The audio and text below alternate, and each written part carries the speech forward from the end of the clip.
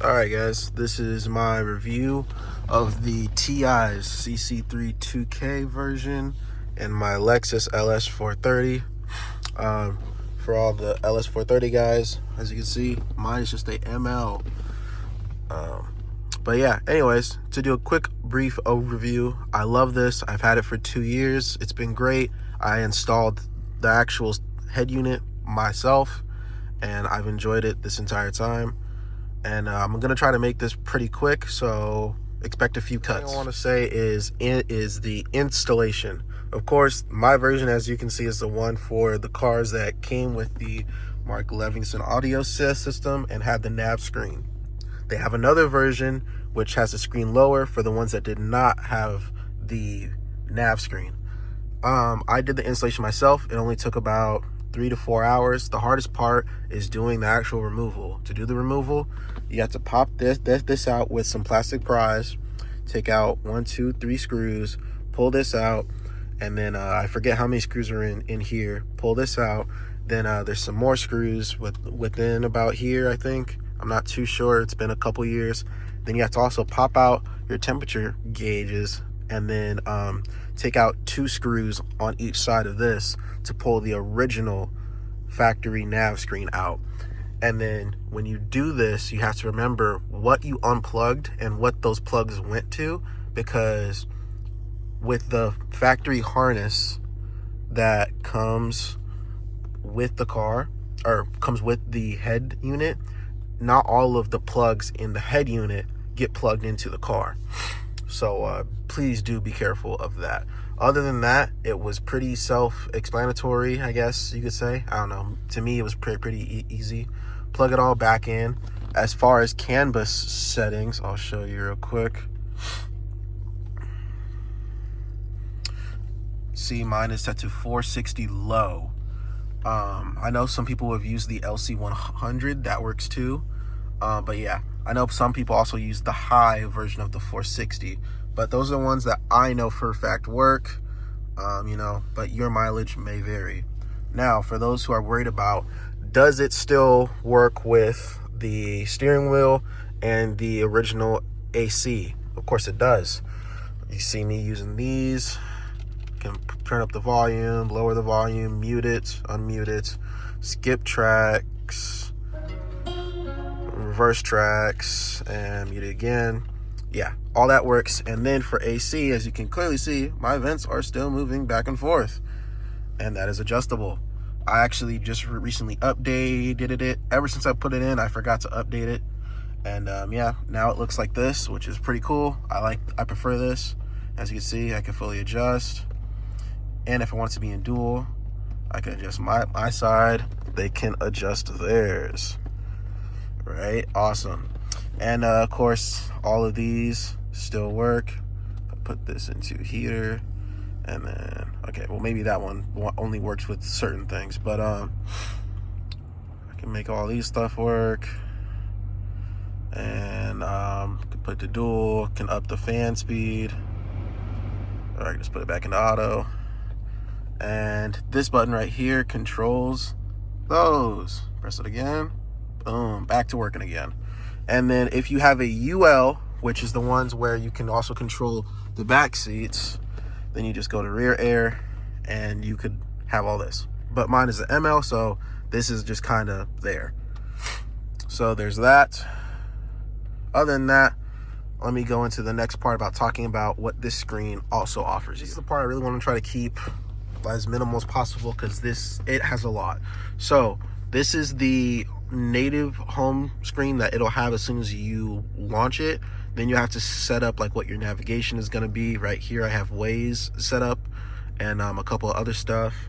So you have this, so it can fully open up Waze. If not, you can just keep it like here. Long press this, it'll show you your Bluetooth phone for you to make calls and such. If that's what you want to do. Favorites.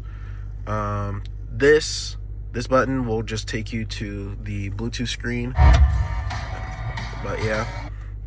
And then redial, you can press and hold, that goes back away.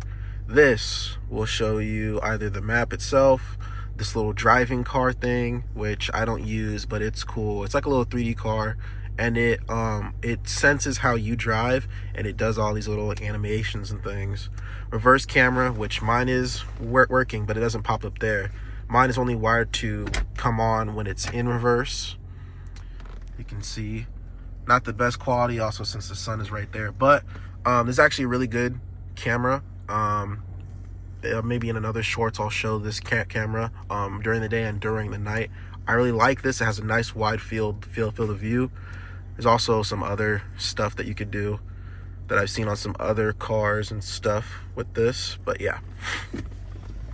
And oh, you also have an option to have a front camera that will also record and save, and you also have options for 360, so you can have cameras all around the car and also record from the reverse, sides, and front. All of that will work with this. This is where you press to go to your apps. And moving on to apps, as you can see, I have a few things. For one, with audio, you have your Bluetooth, you have your radio, you can still use your CD and your tape deck. All of that works. In fact, when I installed this, I still installed this using the factory amp, and it worked actually better than the factory car because it unlocks the power while still being able to tune it. I'll go over to the EQ. This is where you can adjust your EQ. I usually just leave it into the jazz setting. You could do this way or this way. You can turn up the loudness, I guess. It's a weird switch, but it's actually pretty cool. Then you have like surround stereo, bass enhancements. You can adjust the actual field. Go into here. This is like just your subwoofer stuff, and then sound filtering. I'm not too into audio, but I do like how all of this works. All right, and then just a couple of other apps I have. It does come with its own ODB2 sensor, reader, whatever you want to call it. It's okay. I don't like it that much. So instead, I have another Bluetooth ODB2 reader that I got when I purchased my SC430 mods throttle controller. And I got the Torque Pro, and I use this just for all the basics, being able to read whatever. It works fine. And of course, since this is an Android screen, you can still do stuff like watch your Netflix, which I don't really have it set up. I'm not a huge Netflix person, but all of that works. And you also can open up my pop side screen, do YouTube. Pretty easy, pretty cool. I don't have any issues with that. I do it from time to time. Pop this up again. And then you also have a little place where you also could put apps if you want more quicker access. And as you guys seen, I have Waze working. Google Maps works too. I'm not too big a fan of using maps, but I kind of use them interchangeably. And yeah, they both work well. No issues. Yeah. I've had not that much of a lag experience with this. It's been working fine for me. No issues. You also have a SIM card support, so you can have data going to this full time. Again, not something I use too much. Since this is a 2K resolution panel, the original one used to have side buttons, but this one does not. So instead, they give you this little option right here to be able to still use it.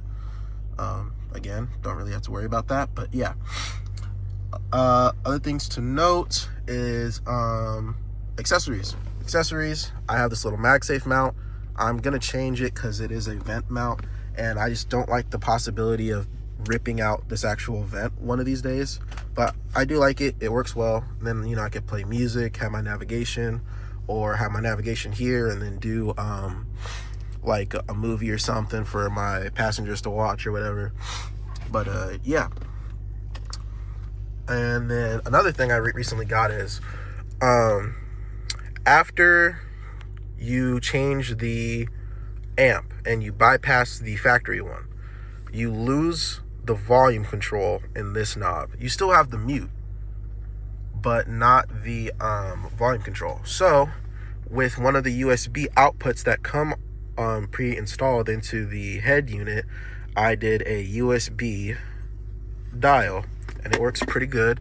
It even has its own little light. It lights up blue when you use it, and I actually like it. It's pretty nice. I just haven't found a place to mount it. It is a little bit bulky, but yeah. And then I'll throw up a picture of the reverse camera. I did also buy that with this head unit. I did spec this up. I believe this is the 6 gigabytes of RAM with 128 base storage.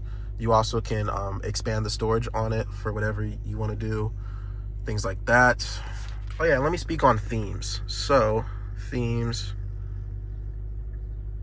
So there's this one, which is the base one. There's a green hue version of it, and then there's a day and night mode, which is a different layout. So you can see this is the layout. I'm gonna pop this up. Okay, didn't need that. But yeah, and this one, it kind of, you can scroll a little bit and things. As you can see, it's not that laggy. It's actually pretty smooth. Again, I got the more specced out version, so I didn't have to worry about things like lag and stuff. But yeah, and then change the theme again. This is one I don't really use, but it's like more like a regular car launcher kind of thing. But yeah.